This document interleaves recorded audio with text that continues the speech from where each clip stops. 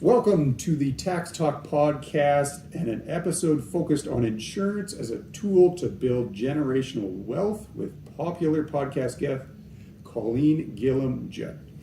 Colleen is a certified financial planner with IG Wealth Management. For over 15 years, she and her team have been creating a space for high-achieving Canadian families to find financial freedom, security, and clarity. Colleen prides herself on clearly presenting financial options in accordance with clients' goals, while always working to preserve the financial legacy of her clients. Colleen, thank you very much for taking some time to hop on the podcast with me again. So if you haven't seen them previously, Colleen was on episode 20 where we discussed TFSAs, RSPs, and non-registered accounts. Based on podcast stats, that is still to date the top downloaded Tax Talk podcast. So thank you. Excellent. And also episode 26, where we kind of touched on business owner goals. We looked at a farm family case, kind of looked at ways to, maybe move the kids into that business, get the parents out, how to plan for retirement, and do some succession planning. So if you have any interest in those particular topics, go check out episode 20 and 26 and get some valuable information from Colleen. So today we are talking insurance and generational wealth. Everybody's favorite. Oh yeah, I'm excited. So I've got a number of topics here to discuss, and let's get into it. Great, thanks. Perfect. So what is the role of a wealth advisor in the estate planning process in respect to insurance? So our role generally when it comes to the insurance and the estate planning process is sort of bridging the gap between what the client or the family is trying to achieve, what are the tax and accounting strategies or constraints for their world, and what can be possible solutions that fit those gaps, right? So how do we find, because a lot of the times we find clients or families are going, okay, well, I want to achieve X, Y, Z. I want my kids to get the cabin, right, or the farm, right, or the business, but there isn't necessarily enough cash to make that transition happen because the parents or the family is going, well, I want to spend it for my retirement. I saved it. So I want to go on the trip. I want to do the thing. So how do we bridge that gap? And that's where insurance can sometimes fit. Most of the time as the financial advisor or financial planner, a lot of my role is just interpreting the different other professionals in their life. So what is the lawyer saying that needs to be worded in the will and the power of attorney and the personal directive?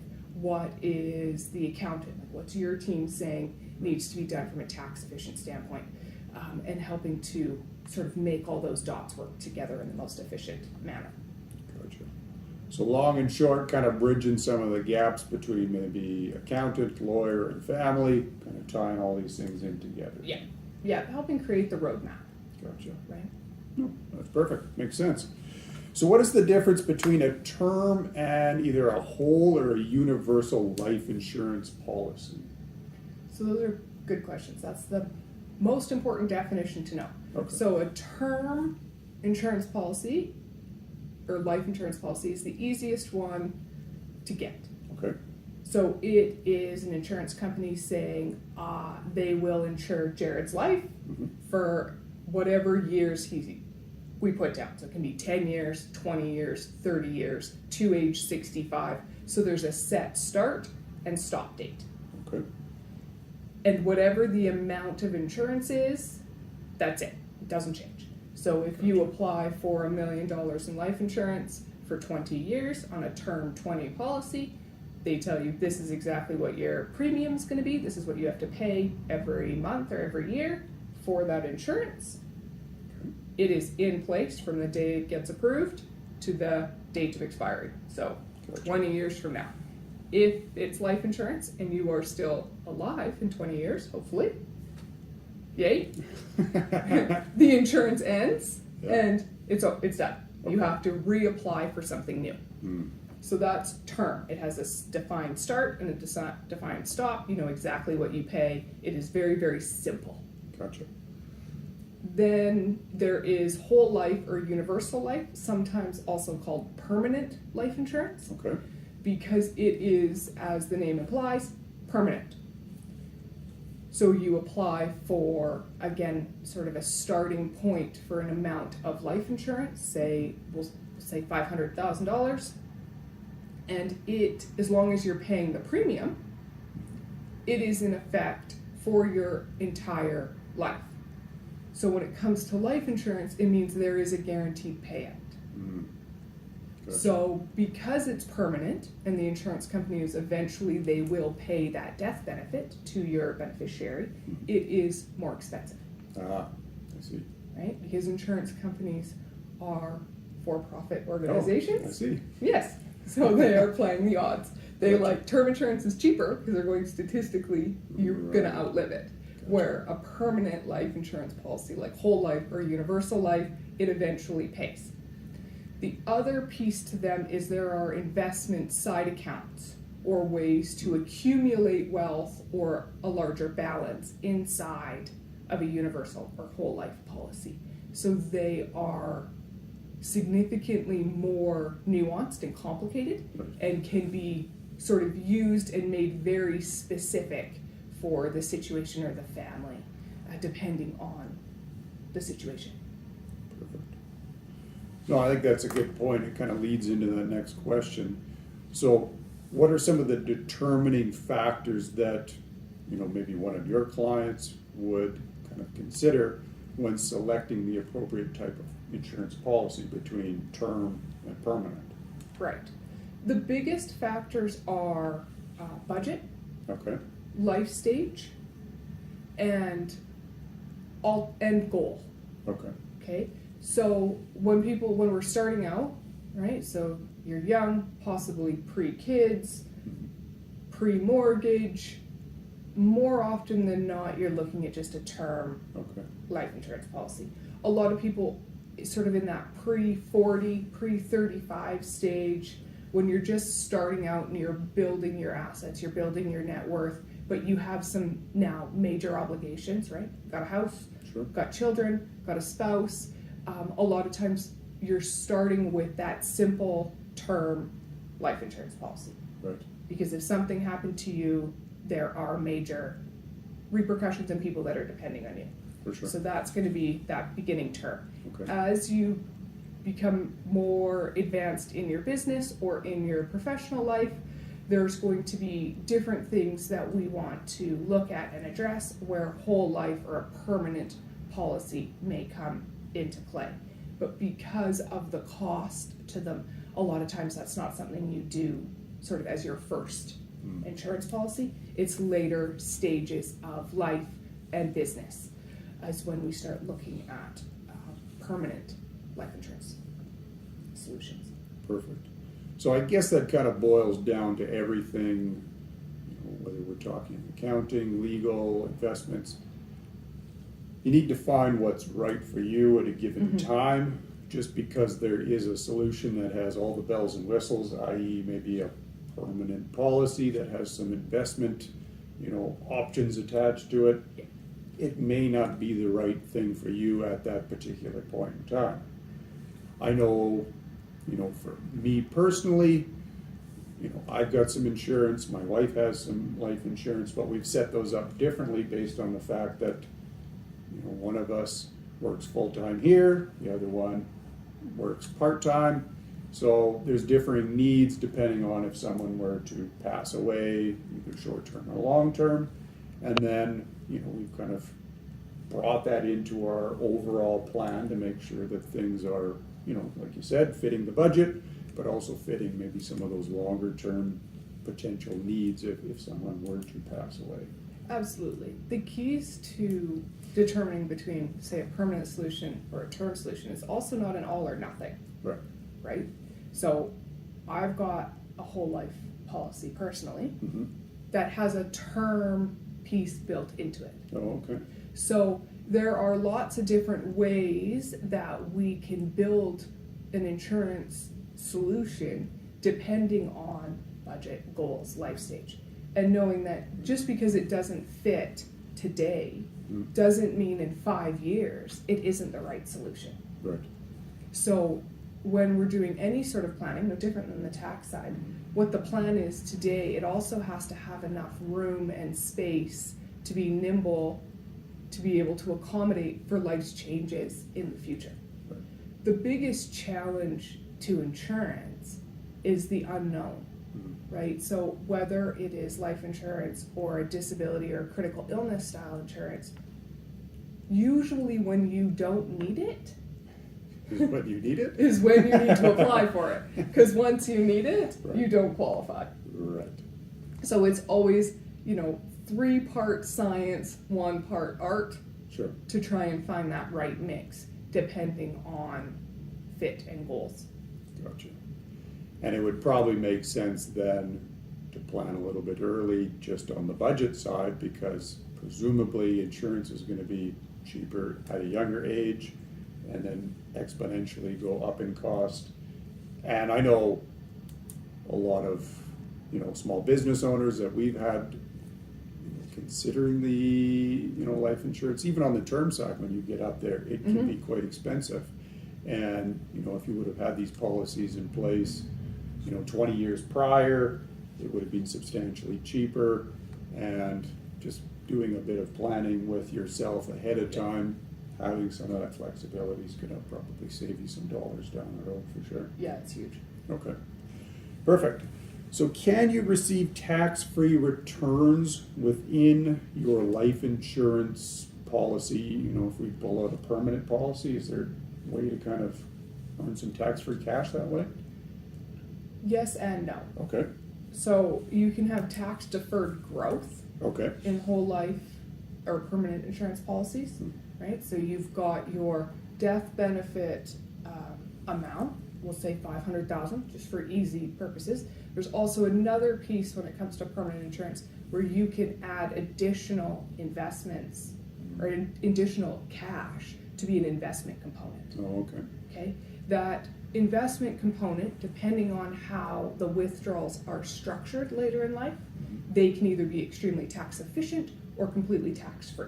okay, It depends on how we do it, and unfortunately, it depends on what the CRA rules are at the time of right, withdrawal. right, The tax-free piece is most commonly happening when there is the payout of the policy. So most insurances, almost all insurances, are not actually for the person that buys them. It is for the people left behind right, when it comes to life insurance, right? gotcha. So it is either for tax-free for the help of a spouse to raise children, paying off debt, or to roll the business to the other business owner. Most of the benefit for insurance comes sort of at your detriment. For a lack of a better term. Yeah, no, fair enough. It's not, the best way to become a millionaire, but it is the tax-free piece is usually the death benefit. Right. There are tax-efficient ways and there are tax-free ways to pull out that side piece, but most of it comes from the payout. Okay.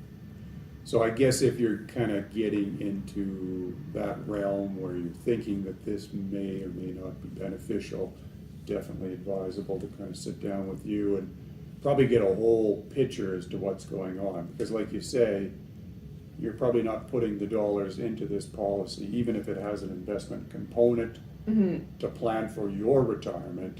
That's more of to facilitate a business transfer or to see your kids move along and have some wealth there.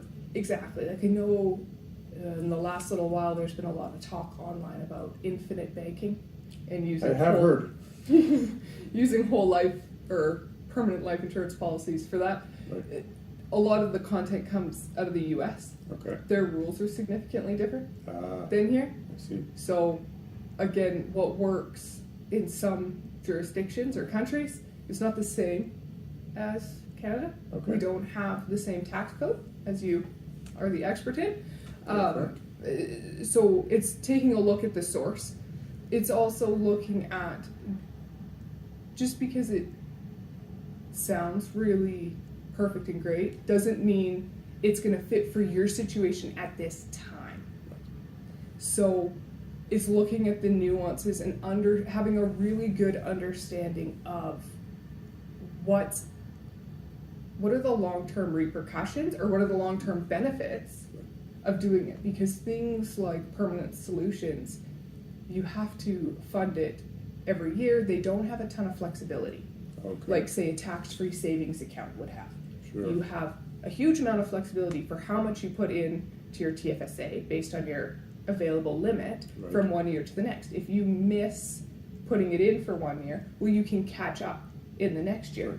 A lot of whole life or permanent life insurance policies, that set amount that you can add to that policy for an investment for that cash piece, it's use it or lose it from 1 year to the next. So if you don't do it in 2023, you can't double up in 2024. Okay.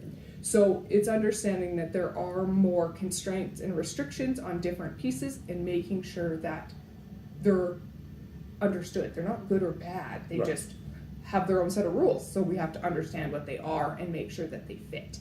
Right. And what might be a very good solution for one client might be a horrible solution for another. Absolutely. Right? For some people, an RSP is a great way to save for their retirement. Right. For lots of small business owners, it's not. Right. It doesn't mean they're all bad. Right. It just has to fit for your situation. And that's the key to anything that is more sophisticated, honestly, than like a checking or a savings account. Right. We've added all these great products and solutions over the years in Canada, whether it's whole life insurance, whether it's different savings vehicles, whether it's the new home buyer savings plan, right? There's all these new things that have come out really in the last 25 years. It's now going, okay, we have all these options. I have these 3 goals. Which options are going to fit me and help me get to those goals the best? And the set of options that you pick today are going to be probably different in a decade, and that's okay. It doesn't mean anyone made a mistake earlier. It just means the circumstance was different. Sure. Yeah, and beyond just family circumstances, like you mentioned before, maybe the tax legislation changed, and a plan that made sense in 23 is a horrible plan in 2030 because what you could do back then does not apply anymore. So, yeah, put that plan into place, but then keep talking to Colleen on a regular basis to say, does this still make sense? Are we still going to meet our goals down the road, or are we offside on a bunch of rules here now? Exactly, right? So we look at, or I look at with my clients on a very regular basis, whether it's annually or things like their estate plan every 5 years, because it's taking what at the time was the right plan and the right set of documents to make the plan work, and going, has your life changed? Have your goals changed? Is number one. And then, has the rules changed? Where then what we have in place doesn't work anymore. Because it's a combo. Yeah. Important point. How does life insurance get used in order to create estate liquidity? This one's common. Okay. I like using insurance for estate purposes. Okay. So there are 3 main reasons why we use insurance for estates. Okay. So when you're younger, so myself, I've got 3 young kids. So I primarily use life insurance so that if I passed away, there's funding for their future, for funding their post-secondary education, making sure the mortgage is paid off, right? It's for those purposes. And then as folks get older and as you go to those later stages in your life, we use insurance, life insurance, for the estate to do estate equalization. Okay. So for a small business or for a farm, right, if there's one child or person in the family that's going to be taking over that farm, and then there's 2 other kids that are not, and the family wants it to be their estate to be equally distributed. Well, Right. it's very challenging to cut up a quarter section of land or break up the farm, right? To make it so that it's an equal distribution of the wealth across the family. So we'll use insurance to equalize the estate. So if the farm's worth $5 million, that kid one is going to continue to participate and take over. Then we'll do an insurance policy for 10 million so that each one of the remaining kids get a cash payout of $5 million each, for example. And then everybody is as equal as possible. Like anything though, fair and equal are not always the same thing. So, it's trying to make it work to the best of the ability at the time. You use the same strategy for cabins, for example, second properties, rolling over a business, right? Anywhere where there's an asset that they want to keep whole, that wants to transition from one stage to another, and there's going to be a tax implication, is where we can use insurance to pay Revenue Canada so that the asset can stay whole as it passes to the next generation or to the next owner. So yeah, I think that's a good point. It kind of brings up two thoughts for me. One of which, like you said, equalizing that estate. Maybe that farm's just rolling over to that child, so you can qualify under an exemption there, but there just is no liquidity to give to those other two kids. So having that life insurance in place is going to ensure that that farm's legacy continues on. And then I think the other one is just kind of that tax side of things. What if it is a small business that passes on to the next generation? Yeah, maybe you've got a lifetime capital gains exemption, but that really doesn't put a dent into that final tax burden. Yeah. So if you put that life insurance together, that is then able to cover that tax liability. The business can then stay in the family. Your business legacy continues on. Yeah. And we get to use, technology's made things a lot easier. So when we're doing financial plans for people and we're building out, okay, so here's the corporation, here's the personal assets, here's the cabin, here's whatever, we can now look at what is the projected estate liability. What's your tax bill going to be when the last person in the family passes away over a projected window? Right. So we can find ways to fit insurance or cash to pay that. The other place where we do see it quite commonly is where people are going, I don't want my estate, and it could be cash. I have clients where they have it all invested in the stock market, so it is quite liquid. Right. Or they go, well, I'd rather my kids get my whole estate than have to give half of it to Revenue Canada. Sure. So we use a life insurance policy to pay Revenue Canada. Because most of the time you're only paying 40 cents on the dollar.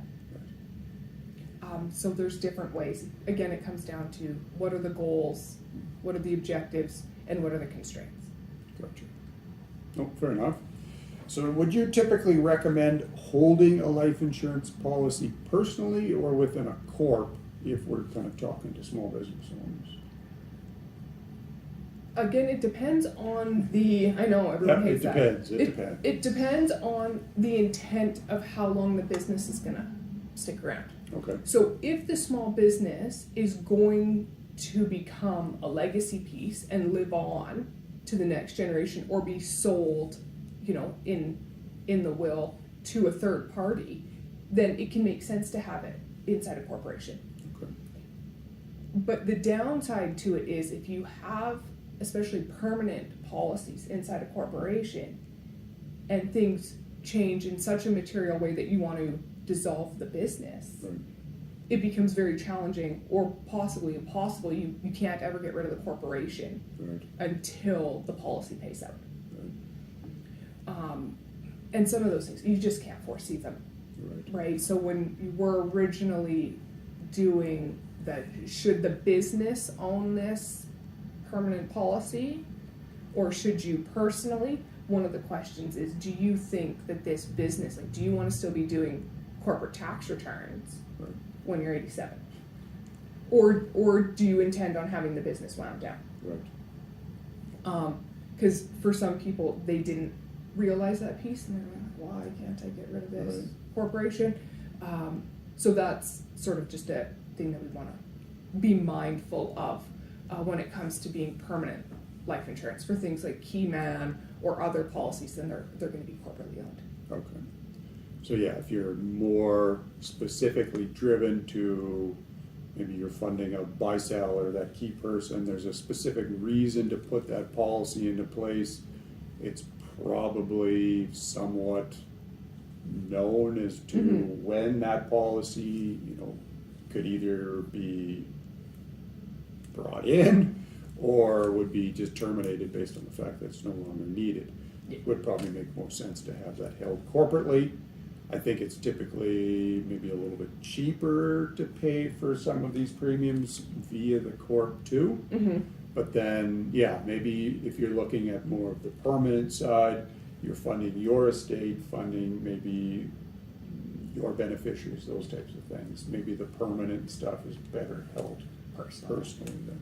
Yeah, and I guess the easiest way to think about it is the benefit for this policy going to be for the corporation or to advance the business? Right. Or is it for my legacy and my family's generational wealth transfer? Gotcha. Because if it's going to be for that purpose, then personal. Mm. If it has a very specific corporate purpose, Right. then corporate.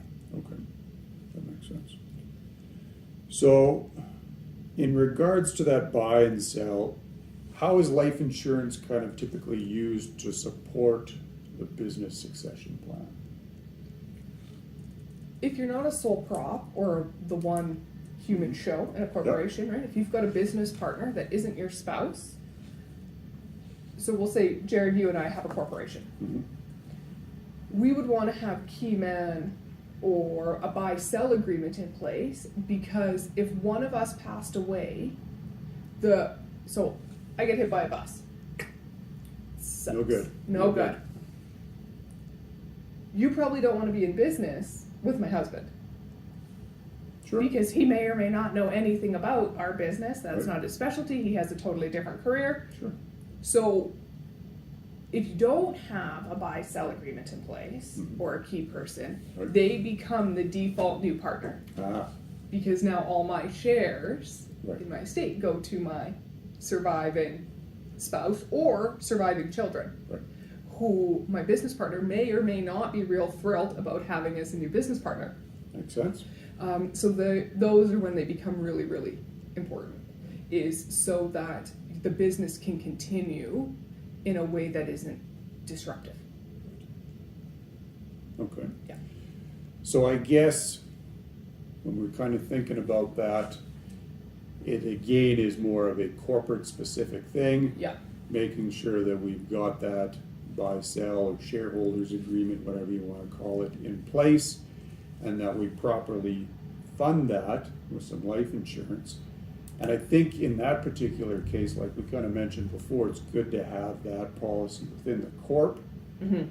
because I think that provides maybe some accountability on the corporation as a whole to make those premiums, Mm-hmm. as opposed to maybe holding term policies personally with maybe some cross beneficiaries, and then just kind of hoping that the other guy is making his premiums, and that if something happens, everything's going to work out. Exactly. That's never not advisable. Right. So a buy-sell agreement for any business is that sort of perfect intersection of legal, right? So if you have started any business or partnership Right. with someone that is not your spouse, Mhm. you should have a written buy-sell agreement. So what happens if someone gets hurt, gets sick, or passes away? How do you want that to go? Because, life happens. Right. So that's number one, is we have to have that document in place first. And then it's going, well, for most businesses at the beginning, for many stages of the business, there isn't enough cash Right. to pay out the old partner. Right. And if you don't want to bankrupt the business or have it close up, right, that's nobody's intent. For sure. We use life insurance Okay. or critical illness or something, some sort of policy to cover off the risk. That's what insurance is for. You're buying risk coverage. You're going, okay, here's a risk that I can't afford to pay out of pocket, right? That's why we get collision insurance on our vehicle. Right. We're just covering off a risk. Okay. So yeah, I think you kind of spoke to the fact that you need to have that continuation plan in there, whether it's a death, disability, typically, you want to look at maybe some of the personal side of things. Is there going to be a divorce that kind of impacts the way that the business is going to be handled? Mm-hmm. Having plans in place that will allow that business to continue on should be something that is set out in that shareholders agreement. And I would definitely agree with you, unless you're doing business with just your spouse, I think you need to have that buy-sell in place early. Yes. Because typically, new clients will come in here all the time, they sit down, just started the business up, they're happy, they're excited, they've got a big idea, they're ready to take on the world. Maybe a year or two comes down the road, things haven't gone quite as planned. Maybe something changed with regulations, or they couldn't get some products in. Well, maybe now they're not as happy and cordial amongst themselves. That's not the good time to put the buy-sell in place. No. It's a good idea to have that document in from the start. If you can get some fairly cheap term insurance in there, maybe some other critical illness, those types of things. That way you're set up, planning ahead, not gonna run yourself under that proverbial bus down the road when things do kind of hit the wall. Well, because starting a business is like a marriage. Right. Right? You're in it now with your business partner. And your buy-sell agreement is just your prenup. Right. It's like insurance as a whole. If you do it in advance and talk about it, the chances of you using it and needing it go down. Okay. That's a fair point. Because you've had a conversation, a discussion about, okay, Right. if this happens, what do we want to do? If this happens, what do we want to do? Right. If there's no discussion of it at all and everything, like new businesses are a ton of fun and they're exciting. But it's never as easy as any of us want it to be, right? There's always a season or a time where you're like, this was maybe a terrible plan. Right. And you have to have some sort of backstop for when things get tough. Going, okay, we know, we talked about this, we know what we're gonna do, like we can knuckle through this, we have these things in place, it's gonna be okay. Sometimes it just helps from a mental standpoint to have it written down. You've taken that unknown away. Gotcha. No, that makes sense. Good point for sure.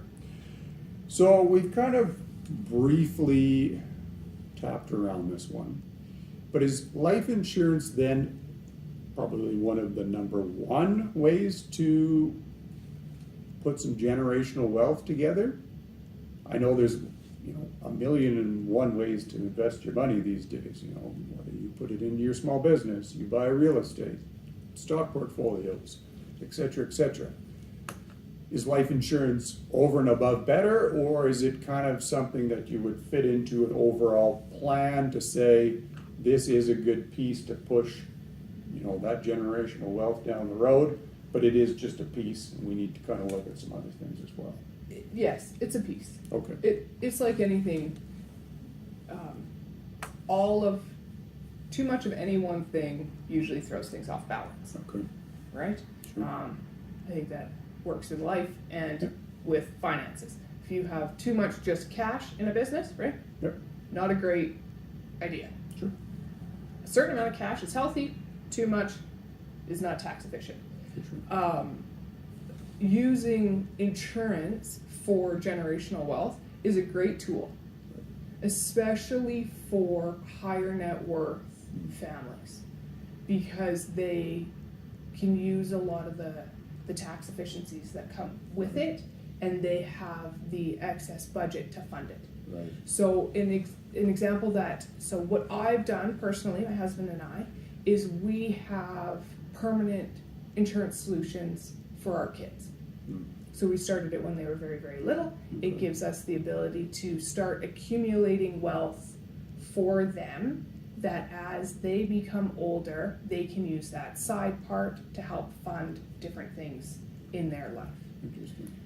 Grandparents are actually starting to use it more commonly, is Okay. what I'm seeing in my office with my families, is going, my kids are in a really great place. They've done really, really well because we're all living longer. Yep. So most of the time when the generation that I'm dealing with is looking at their legacy planning and their retirement planning, their kids are already coming up to retirement or retired. And they're going, they're in great shape. Right. They've done really well, they own a business, they're very successful. Sure. They don't need any more money. Like they're good. Yeah. But we'd like to help out the grandkids.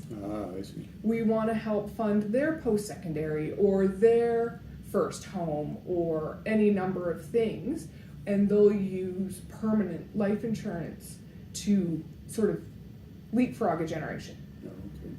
It was done traditionally, it sort of started a long time ago in the States. Okay. You heard that was a way that, like, say, the Rockefellers did it. Mm. They would do insurance not on their kids, but on their grandkids. It's a way to help, wealth live on, because we've all seen the stats that businesses by the third generation traditionally, statistically, Yep. don't do as well. Right. So they're using the same idea for generational wealth, using insurance. It's going, I'll skip my kids' generation and put something in place that will help the grandkids or the great grandkids. Right. We're seeing some of that now, again with healthcare. It's getting better. People are living longer. We're actually seeing it go to great grandchildren as a way to build wealth, 3 generations later. Interesting. And I would imagine then, I may be a little off base on this, but if you have that policy in place on a grandchild, they're able to kind of borrow against that when they're older and kind of use that as collateral on maybe a house or something to that effect? Yes. Yeah? Yeah. Okay. So that's where that tax efficiency piece comes in, Right. right? So they're doing it on, say, a grandchild that's 1. Right. You give that thing 50 years, or we'll say 35 years. Right. Now that little bit that they've been putting in on that side account, that investment piece, Right. grandma and grandpa have passed away. Mhm. They're now an adult. The grandchild is now 30. Right. They can lend against that cash portion to be really tax efficient, to get access to that capital, Right. to grow the business, buy a home, Sure. any number of reasons, because now it's just cash. It's an Right. investment. Right. Okay. So probably not a short-term solution to some of the housing issues that we see now, but maybe something that could be considered for more of a longer-term thing. Putting these policies into place and then seeing a generation of kids that grow up that have, some of these investments in their back pocket to borrow against and kind of push themselves ahead. Yes, it has a couple of really great benefits when you're doing it that far out for Right. intergenerational wealth transfer. It is intergenerational wealth transfer Right. in the simplest form. For sure. It also, one of the big challenges with insurance of any kind is they take into consideration genetics and historical information. So it's traditionally quite easy to get life insurance when people are young Sure. and little. Makes And sense. it gives them guaranteed insurability should something happen in their lifetime Oh, okay. as they're growing up, as they're getting older. Gotcha. Where then they always have that ability to, say, get more insurance or whatever because they've already become insurable under their first policy. Oh, okay. So it can also be a safety net if that's a concern Sure. for families. Lots of good points there. Lots of options to kind of consider. And again, planning early Mm-hmm. is going to get you some cheaper insurance than putting that permanent policy into place when you yourself turn 40 or whatever the Yeah. case might be. So, And if grandma and grandpa have already started a side account for grandkids, right, we see that quite commonly. Sometimes it's just a more tax efficient way right. for them to do what they've always intended on doing. Right? We can do it in a whole life policy because it can grow tax deferred, tax free essentially Sure. during their lifetime. If they're not going to need it for anything, we can put it there. Right. The downside to them is once it goes in, it's very inflexible for if it's set up for grandkids or kids to pull it back out. Right. So we have to be sure that it's not capital that they need for something. Right. And I guess maybe the only offshoot to that is making sure, and I don't know, Mm-hmm. can you borrow on all of these policies? Or is there maybe some that have certain stipulations? They've got stipulations and Okay. parameters around when, how much, there has to be so much in the side account to borrow against. So, Okay. yeah, Okay. you just have to So keep yeah, an eye. a good option for certain reasons, but obviously maybe doesn't necessarily work for everybody. Yes. Perfect. So do you work with clients to implement any charitable giving strategies using life insurance? Yes. Yes, life insurance can be a great way to do charitable giving. Okay. And charities love them.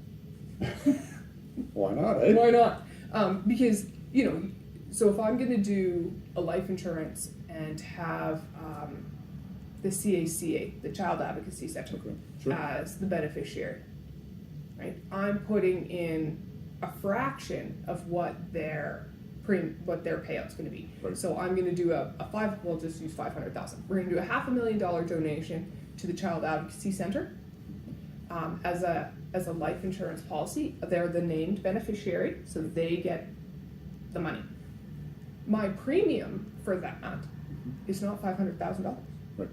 It is based on my age and risk, so it might be a couple $100 a month to fund this policy. Gotcha. And then the extra benefit is my estate gets a fantastic tax receipt Right. based on the death benefit. Right. So it is a way that you can pick like a charity or an organization that already exists Right. that you're very passionate about. Mm-hmm. It also is sometimes a way for people to fund their own as a legacy piece. Right. There are programs in Canada so we use one called Charitable Gives or Charity Gives, where in your estate plan, in your will, we're using the payout of a policy to be the seed funding for your own Interesting. Jared's Whatever foundation. foundation to help pay for kids to go to school to become accountants, right? You can set those up as well if there isn't something that you have. If you want it to be your own thing that lives on in your name, we can do that. If there is a cause that is already outstanding that you're extremely passionate about, you can do that as well. Interesting. Yeah, and I think that brings up another good point, with some recent changes coming into effect into 2024 as far as alternative minimum tax. If you're making donations going forward and you're a high income earner, depending on what type of sources of income you're receiving, making donations going forward might trigger some of this AMT. Whereas if you're kind of talking to Colleen, maybe you're putting this policy into place, AMT doesn't apply in that final return. So there might be some good tax efficiencies, like you mentioned there, to make that, real big substantial gift part of your legacy and avoid some of the tax that you might see on a regular basis going forward, depending on what the tax situation is. So, Yeah. interesting. How can life insurance be used in conjunction with a trust? Oh, trusts. Again, it's to, life insurance for all these purposes are being used to the benefit of somebody else. Right. They're for the people left behind. Where we see them most commonly, and people don't realize that that's how they have it set up, is if you have got minor children. Mm-hmm. right? So my husband and I pass away in a car accident together, Right. right? Our life insurance money is going to go into a trust for the benefit of our minor children until they become of age at whatever time we have set out Right. in our will, Makes sense. right? That's the simplest, most common sort of funding of a trust is for minor children. That's the common one. And then the next one that we see is people, are getting older or just life becomes more complicated, is we will use it to fund a trust for folks that have got family members that they are taking care of that have got permanent or permanent disabilities. Right. So because of some of the rules in Alberta, we want to have, and a lot of people won't have the ability to manage those level of assets. Right. If they inherit it directly, Right. we use a trust, Okay. right? So that they still have the benefit for their lifetime, but it's in a way that is tax efficient and in a way that is, safe for them. Right. Because one of the conversations I have with my families is, if the beneficiaries in your life receive this money, will it cause them harm? Mm-hmm. Right? Gotcha. So for some families, for some people, if they inherited $1 million, Right. it would not be a benefit for their world. If there's addiction, if there's abuse, if there's a disability, right? They don't have the skill set required Right. to manage that kind of money. We're going to use a trust to help make sure that they're still taken care of in the way that you were able to do it when you were alive, but not in a way where it could inadvertently cause them harm. Right. So we'll use a trust in those cases. We even see it sometimes with spousal trusts or with second or third or later in life marriages, Mm-hmm. right? So that they have a life interest in, Right. say, their home, Sure. and it gives the kids the ability to sort of keep up with payments and all those good things. So there are quite a few ways that we use insurance for trusts. Gotcha. Yeah, and I think that's a really good point. Just because someone has turned 18 and they are, legal in the province of Alberta, doesn't mean they are ready to inherit that $1 million. Maybe you want to set it out in your will that this trust is created, the funds go in there, and it's held till they're 25, 26, 28. Maybe you structure it in a way that a portion comes out on every 3 years or something to that effect. That way, if you do have some of these concerns, you still have a bit of control even after you've passed to ensure that you're setting your kids up correctly and you're not just throwing a pile of cash at them and say, I'm gone now. Good luck. Yeah, have at her. Yeah. Because it probably doesn't work out for a lot of kids, I would think. Yeah, we see things go pretty sideways, unfortunately. So staggered trusts are usually what the estate lawyers that we deal with quite a bit talk a lot about. So having X amount at 18 or Right. 21, and then having it staggered on other dates. Gotcha. You can also do it when it's for kids, right? It's if they need it for sports Sure. or for post-secondary or down payment on a home, right? There's still provisions Right. that you can put in Some place so that discretionary it's powers. not so restrictive, Right. but it adds some boundaries. Gotcha. So our life insurance policy is a good vehicle then to provide some creditor protection? They can be. Okay. It depends. It depends. Everybody's favorite. Someone's going to turn that into a drinking game. I think. Probably. Yeah. Probably. They'll do okay on it. Sure. It can't be used for that specific purpose. Okay. Okay? Right. CRA, as far as I know, you can correct me if I'm wrong, they don't like it if you start overstuffing an insurance vehicle to hide money from, say, a bankruptcy. Right. They're That gonna, is accurate. they're going to call some of that Yes. offside. For sure. But if you have it in place and it was for the right reasons, like the intent was there, Right. and then the business goes sideways, Sure. they can't go after the Gotcha. money that's protected under the insurance policy. They are commonly used as well, like different insurance products, like a segregated fund. Right. It can be considered creditor proof. Mhm. It can also help distribute assets in an estate if there's concerns about being contested, Oh, okay. because they don't form part of the estate that is probated, that goes through the will. Right. So there are ways that, yes, insurance works really, really well for things like creditor protection, marital breakdown, Mhm. and if there is possible conflict Right. that people are concerned about in an estate situation. Gotcha. So probably long and short, there are effective ways to put it into place, but you can't use it as maybe a mitigating tool to get yourself out of certain things. Yeah. I don't want to pay such and such creditors, so I am putting all my resources here. I don't want to pay my spouse, Yeah. so I am putting all my resources here. But it could be a good way to, protect the overall generational Mhm. wealth of a family if you're kind of planning and putting these things in place. Yes. Gotcha.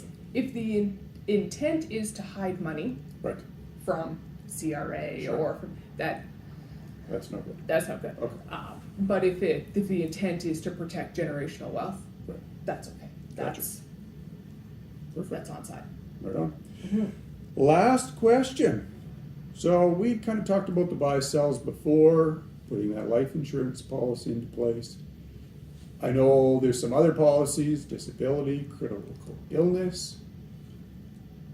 At a younger age, are maybe those two particular policies more beneficial for a younger business owner? Like, I'm probably more statistically likely to be, maybe not injured at this particular workplace, I hope. But I'm probably more at risk of being injured as opposed to dying in my Yes. 30s. So maybe younger business owners should be maybe focusing on those types of policies as opposed to life insurance early on. Yes, absolutely. So critical illness and disability insurance are more expensive, Right. simply because of that very reason that you said. Gotcha. The probability is higher. Okay. I think one of the last stats that I saw was like 1 in 3 Canadians is going to have a significant health event: stroke, heart attack, cancer. Okay. So having a critical illness and policy in place Mhm. helps protect against those things. Right. So critical illness, just so that we have a definition, Sure. is there has been a significant health event, heart attack, stroke, cancer, Mhm. and you live Okay. for either, they have different time limits depending on the Okay. event, so 30, 60, or 90 days. So you have had a heart attack, you survive, critical illness pays a check tax-free to you, Right. because you're still there, to help with recovery, medical, all those things. There's no strings attached to what you use the money for. Sure. Okay. An important thing to note is if you have like a skin cancer, for example, where they just have to take the mole off, you're not going to get a critical illness payout for that. Well, I know. come on. It's real. It sucks. But if there is a significant life event, right, Right. that's what critical illness insurance is for. Gotcha. And then disability insurance is, as the name implies, you are disabled, you can no longer do Right. your own profession or a profession, and it gives you a monthly income so that you can still buy groceries, pay your mortgage, Gotcha. do those sorts of things. So when you're starting out, whether you're a small business owner or just starting out in your career, Sure. those are key things to put in place when the budget allows for it, Right. because it's more likely to happen. Gotcha. Yeah. Makes sense. So again, lots of tools in the toolbox. It's a matter of talking to Colleen and saying, this is what we got going on. Which are the tools that probably work best for us in our situation at this point in time?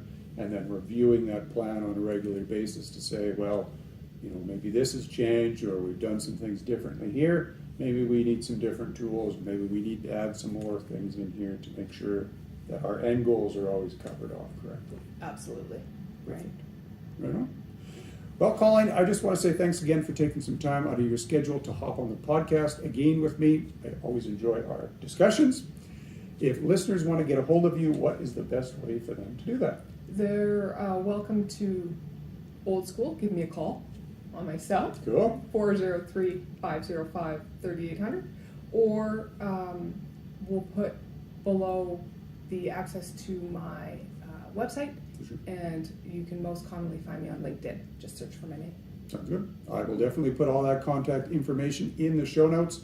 Please reach out to Colleen, chat about life insurance, disability, whatever the insurance is.